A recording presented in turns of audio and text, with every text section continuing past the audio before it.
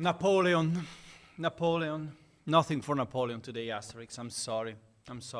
I wish one day you attend the tea time and we have a big surprise for you. But I swear that when we have a Napoleonic game coming in the next announcement round, you'll be the first to know.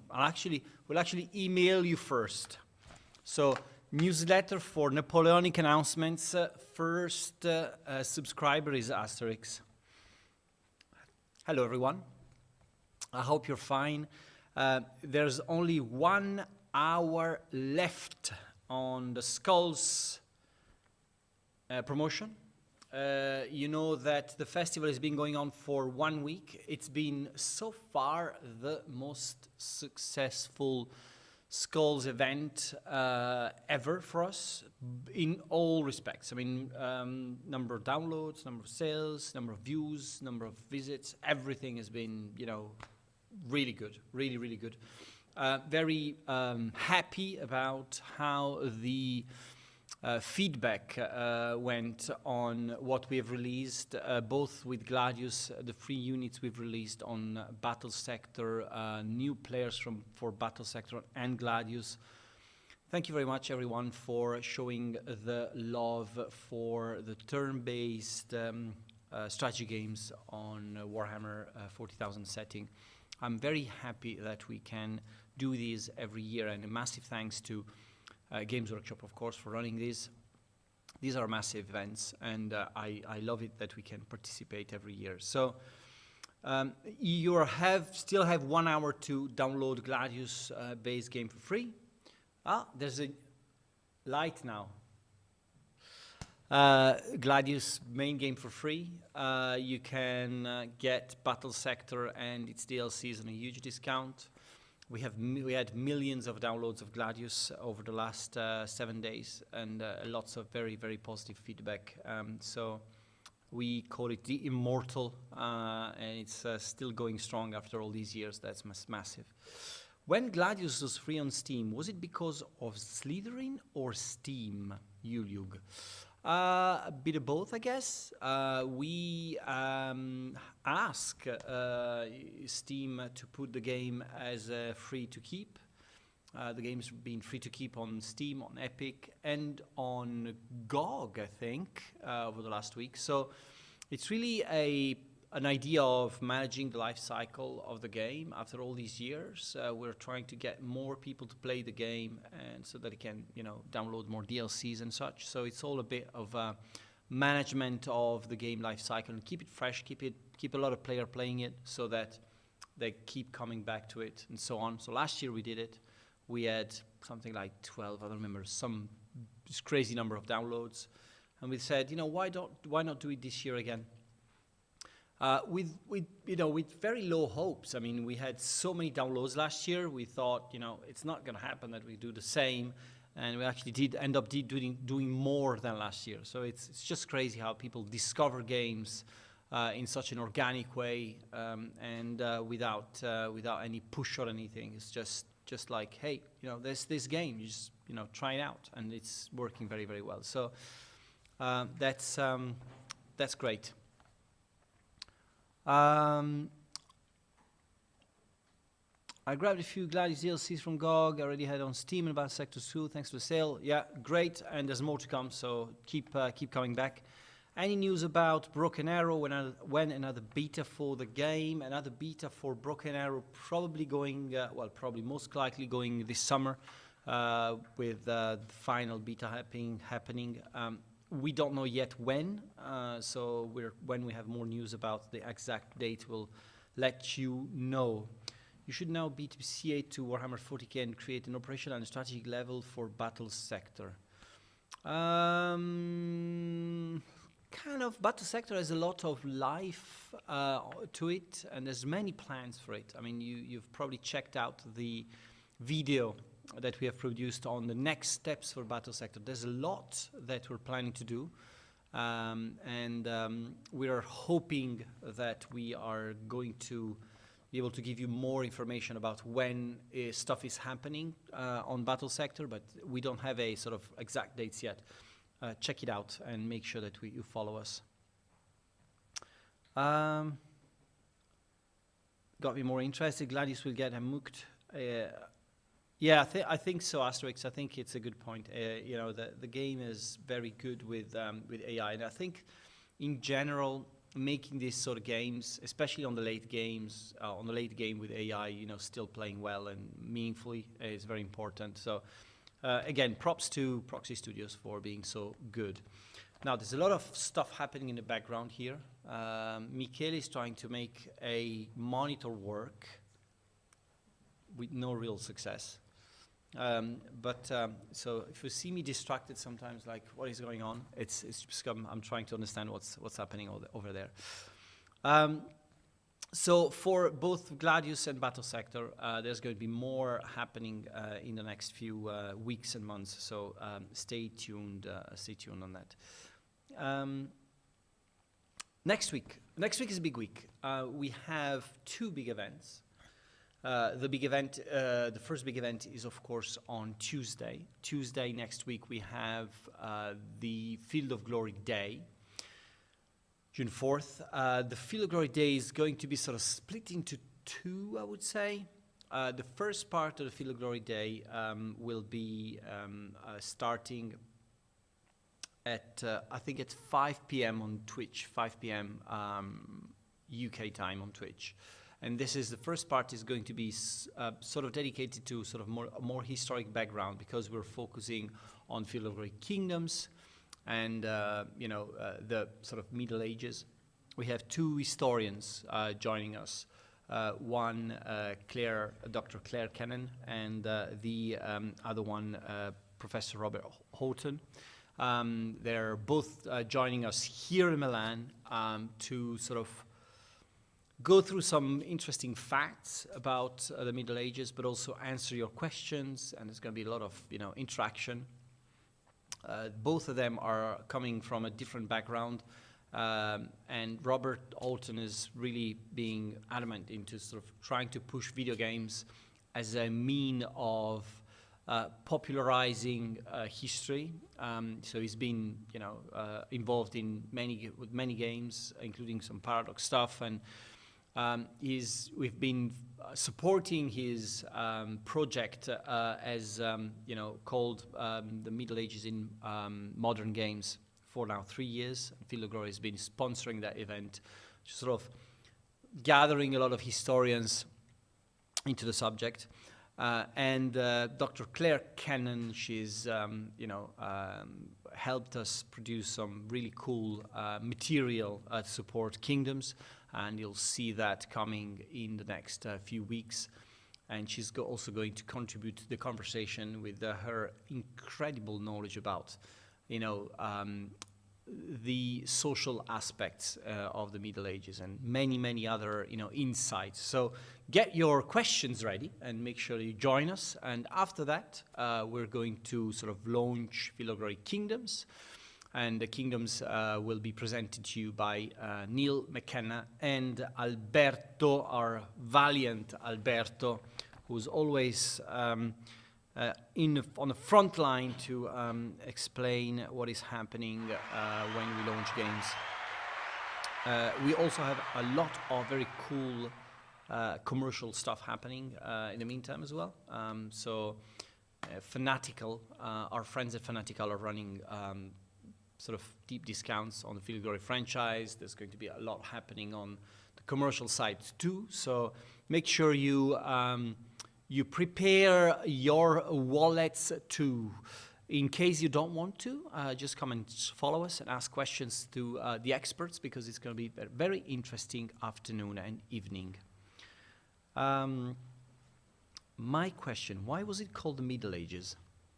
I don't know. Maybe, I don't know. I don't know these things. Keep it for the historians. Anyway, this is for Field of Glory Day. Make sure you tune in on Tuesday at 5. And of course, on Thursday, because Thursday is launch day, and it's also the anniversary of the D-Day, we are launching a new DLC for Combat Mission Battle for Normandy. which we have a very creatively called Battle Pack 2. This is a DLC focused on Utah Beach, and you'll have a lot of cool missions for Battle for Normandy there. It's the first sort of original DLC that has been developed for Battle for Normandy for quite a long time, so expect a lot of new stuff happening, and it's releasing on the 6th of June, so make sure you tune in for that. We're going to have a lot of preview streamings as well for that, so I'm going to explain more about it later. Just checking the chat there, because I've got like I don't have the main screen there, technical stuff, and so I'm trying to check in on the computer here, but the problem is that chat goes so fast. So if you've got any question there, post it, and maybe Andrea on the back can give me some hints if I didn't answer anything in particular. The sort of list of dev diaries and updates on games has been, increasingly growing over the last few weeks. Yet only in the last week we have published a new guide for Terminator, created by Yogdog.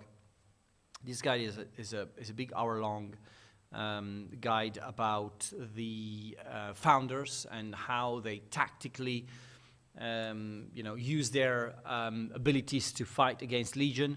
It's pretty in-depth. If you like gameplay and you like sort of suggestions on how to play, or to better play, Yog is giving you a good insight on how to do that. Make sure you check it out if you like Terminator. By the way, Terminator is doing extremely well, so thank you to everyone who's been supporting the game so far. In other news, Starship Troopers, Terran Command, Urban Onslaught. So, you know that this game has been announced, the second big DLC for Starship Troopers. It's called Urban Onslaught. It's going to release around the second half of June.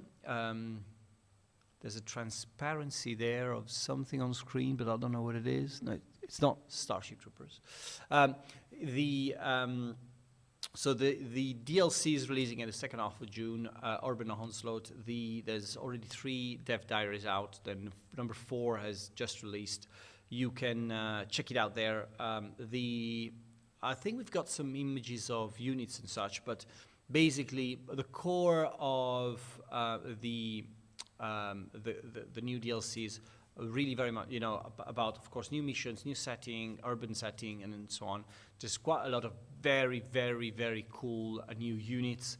What you see there is the autocannon and the mortar turrets. That's something that you sort of place in the map and make good use of them. Then there's a sentry turret there, and then there's material that you'll see next. Basically, lots of cool new units. What we are trying to achieve here, why, and what is Lucas trying to achieve? I think that the Terran Command, when it came out, did very, very well. And now, we're at the point where Lucas and the Artistocrats are trying to sort of come up with new ideas and still make all the new ideas relevant to the Starship Troopers world. It's not always easy. I think they've done a great job at at an increasing level of spec in terms of content and new stuff on the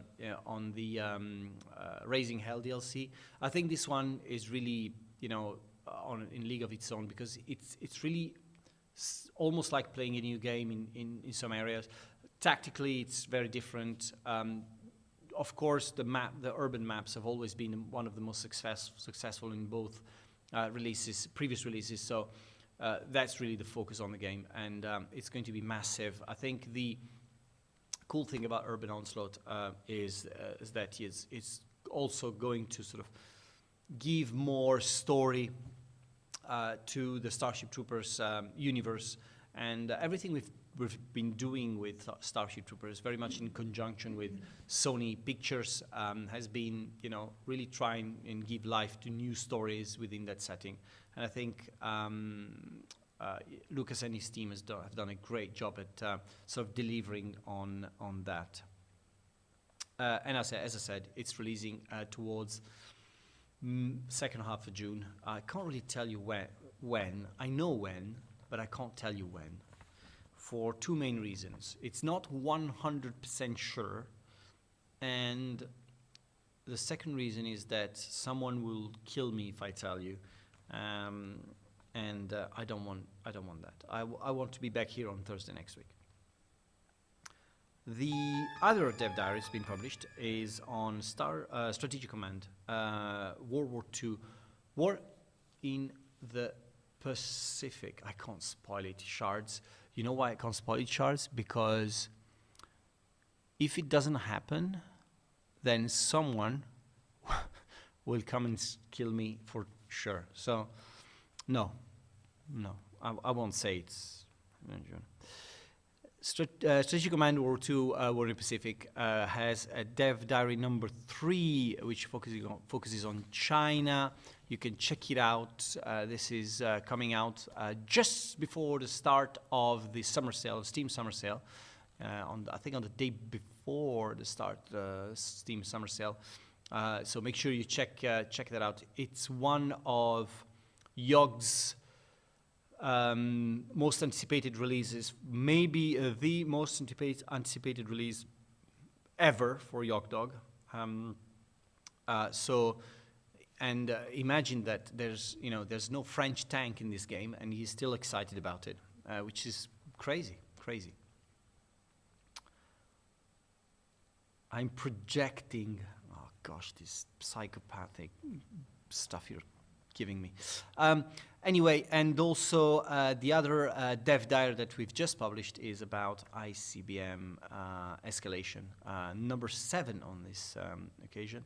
The cool thing about ICBM escalation, I don't know if there's fans of ICBM in this chat, but I want to sort of give a little bit of 2 minutes on this one.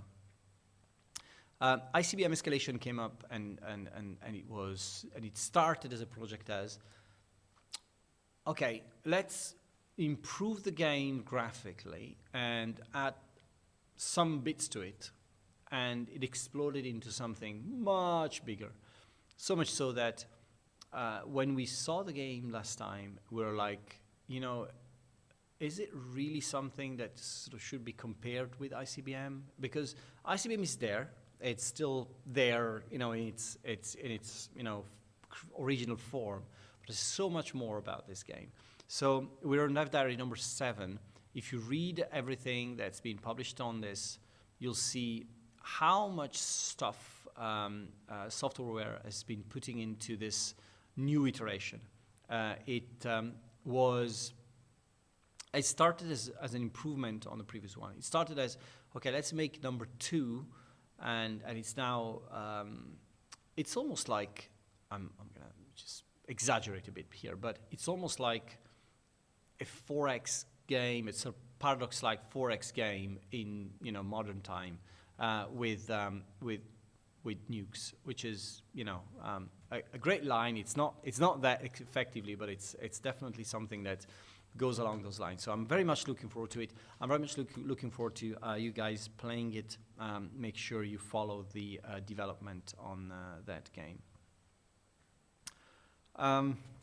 I think I've left something in the bag. Yes, I've got the last of the 5 videos for Rule the Waves just being published. Rule the Waves 3, as you know, we started this series of documentary videos about the development and the sort of improvements of naval warfare. I think back in like 5 or 6 months ago, I think it was just the end of 2023 when we launched the first episode. Liam's been working on the follow-up episodes, and we've now got to the end of the series. So here's the last episode of the Rule the Waves 3 documentary series. The Second World War had seen new technologies implemented on a massive scale. By the end of the war, vast fleets of radar-equipped Essex-class carriers, Iowa-class battleships and Fletcher-class destroyers were in service. These ships risked becoming obsolete as a new post-war technological boom revolutionized weapon systems. Guided rockets and jet engines would see naval warfare pivot in new and unconventional directions. The guided missile reached its maturity in the 1950s and 1960s. Early surface-to-air missiles, like the RIM-2 Terrier, when combined with the ship's powerful radar, could identify and track enemy aircraft from further away than any previous air defense system.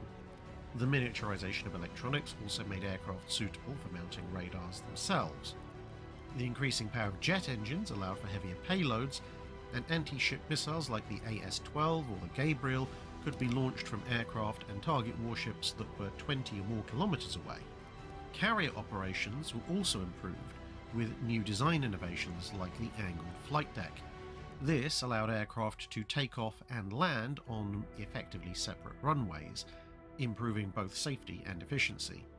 Supercarriers like the Forrestal class entered service specifically designed to launch and coordinate the next generation of jet aircraft.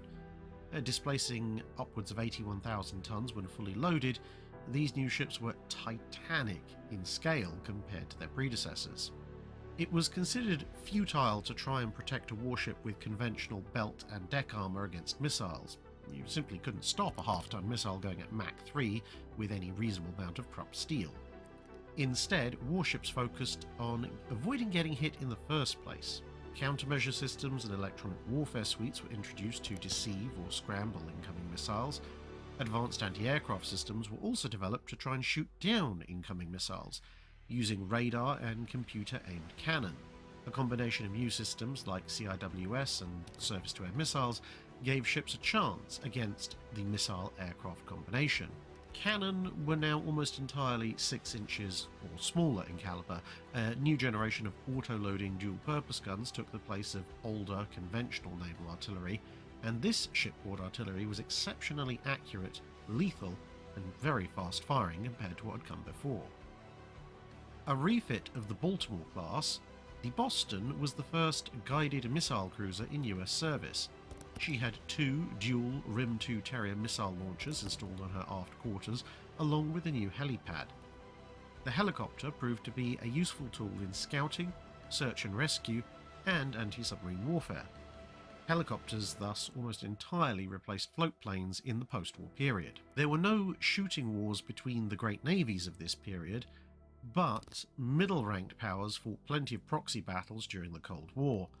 For example, on October the 21st, 1967, Egyptian missile boats managed to hit and sink the Israeli destroyer Eilat. Armed with Soviet-made SSN-2 Styx missiles, even the humble motor torpedo boat had been transformed.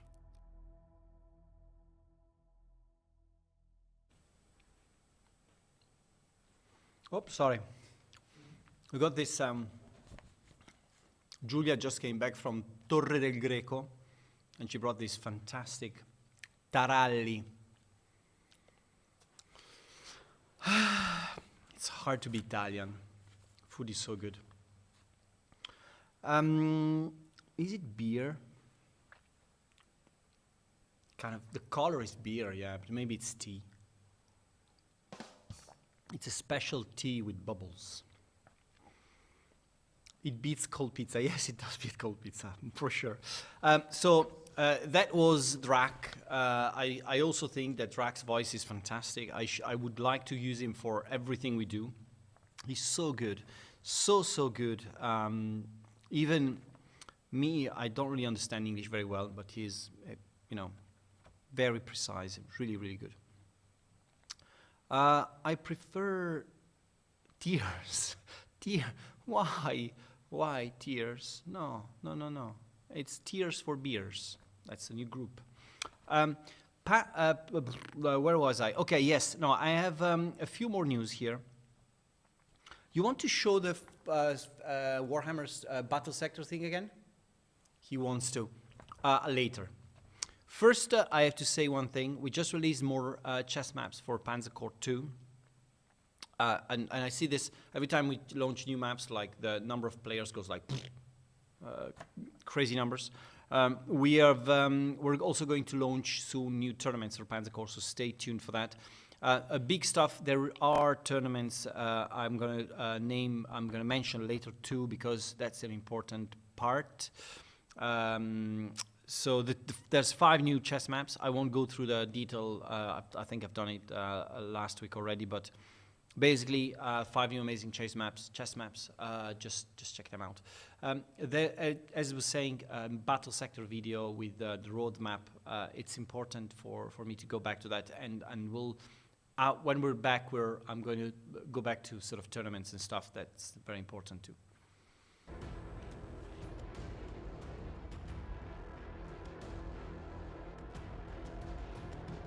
Warhammer 40,000 Battle Sector is a game that speaks loudly to the Warhammer 40,000 fans. Black Lab Games did an exceptional job at delivering this experience in digital form when we first launched the game. Now it's time to look into the future of Warhammer 40,000 Battle Sector. We want to extend a great thank you to Black Lab Games for allowing us to be here today and talk about this future with confidence. This February, we released the latest DLC for Warhammer 40,000 Battle Sector, the Tau. Tau faction has joined the fight in Battle Sector with 14 new units and brand new HQ abilities. With the Tau DLC, we also released the map builder and campaign editor. These new in-game tools allow PC players to create and share unique maps and campaigns, while players on all platforms can download and play creations that have been uploaded. For the new era of Battle Sector, we need and want to update our multiplayer system. Firstly, we want to expand our tournament formats. Secondly, we keep growing the number of maps available as battlefields. We want to add official ranking within Battle Sector. We want to give our community the possibility to play both in public matches for fun and in ranked games for a more focused challenge. The Planetary Supremacy mode was added to Battle Sector ahead of Skulls in 2022.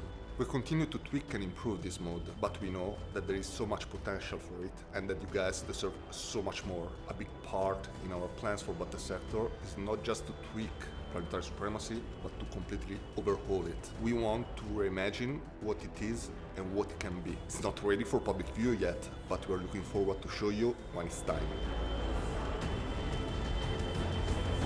We know that our players love the Age of Crimson Dawn campaign that comes with Battle Sector. We know that you would like to see a lot more narrative campaigns from us. We can't say yet what they are, but we promise that they're coming. And we're really looking forward to telling more stories with Battle Sector. We released our very first free unit, the Primaris Invictor Tactical Warsuit.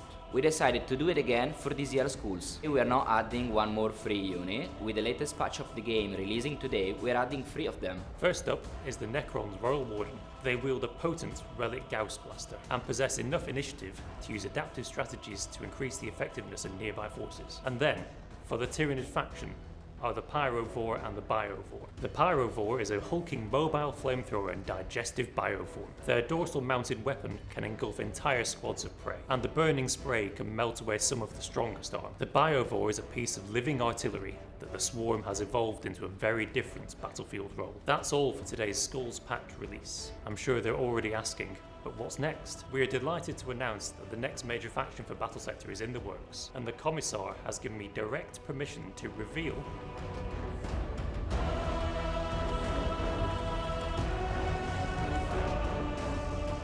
That's right, soldiers, the Astra Militarum are coming to Battle Sector.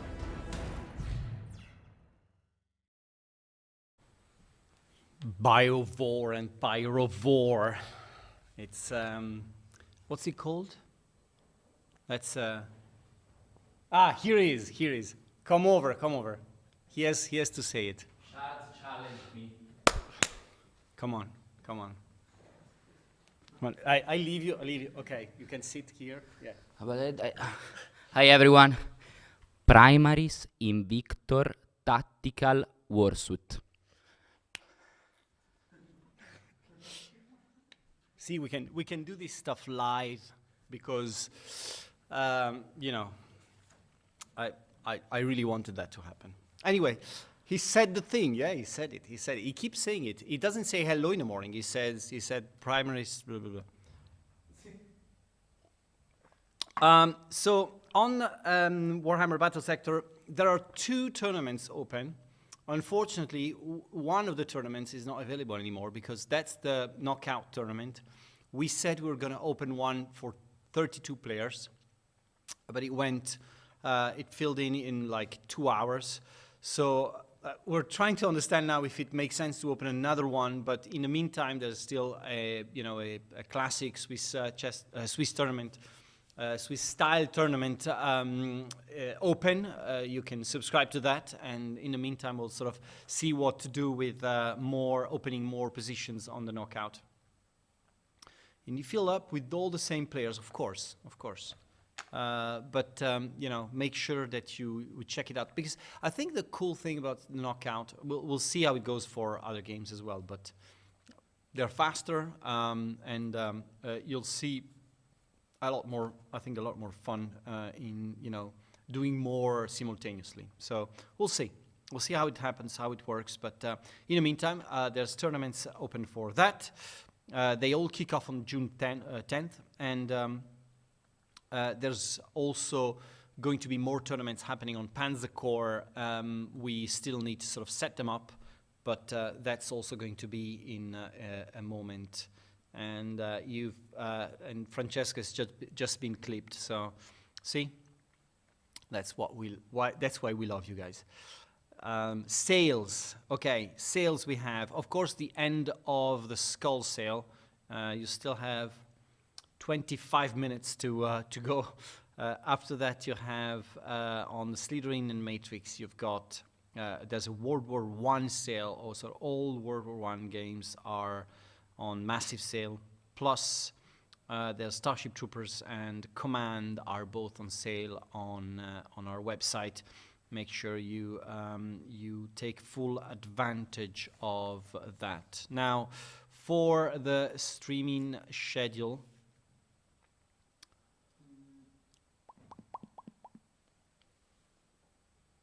nothing. Ah, here it is. Now, today, after this, we have Field of Glory Kingdoms with Hexaboo, and at 6:30, Yog is playing the chess maps, the new chess maps for Panzer Corps 2. Tomorrow we've got a pretty busy day with Headquarters and Richard York, Terminator at 8 p.m. with Gamer and XTRG playing Panzer Corps Frontline Bulge. And by the way, welcome XTRG to the team. I think he's soon joining. I don't remember when exactly, but welcome to the team officially. On Saturday, we have Yog playing Field of Glory Kingdoms in preview at 4 p.m. For Matrix Monday, we have a full Monday of war games with Flashpoint campaigns at 4:15 with Sergeant Z-Dog, Rule the Waves with Hexaboo at 6:15, and again Hexaboo is going to be tired after that at 8:15, Combat Mission Battle Pack 2. On Tuesday, of course, I said, we have Field of Glory Day, and on Wednesday, we have Field of Glory Kingdoms, plus Strategic Command World War I, War in the Pacific preview with Yog Dog, starting at 2:30 p.m. and going on forever until 8 p.m. with Richard York playing Field of Glory 2. So there's quite a lot happening. I'm pretty happy to say that all this happening is because we have great games, we have a great community following us. We wouldn't be doing all this without all you guys following and giving us precious advice and feedback. We are going to sort of have a pretty busy month of June with lots of releases, lots of events, lots of stuff happening. Make sure that you follow us. Next week we have Field of Glory Day, and then on Thursday we have Tea Time plus Battle of Normandy Battle Pack 2. And this is going to kick off a great month of June. We look forward to that before we kick off the summer events, which are going to be even bigger. I am already booked for 4 more episodes of Geek Recipe. So I look forward to that. And in the meantime, guys, go play some games, subscribe to tournaments, have fun with our games, and we'll see you next week on Thursday. Bye-bye.